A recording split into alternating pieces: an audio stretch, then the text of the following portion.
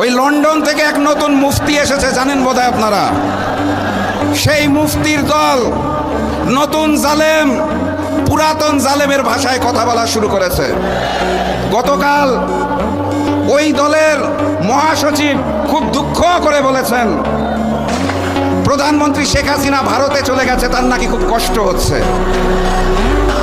ওই নতুন জালেম নিশ্চিত পরাজয় বুঝতে পেরে পুরাতন জালেমের মতো ভোট কেন্দ্র দখল করার পরিকল্পনা করেছে।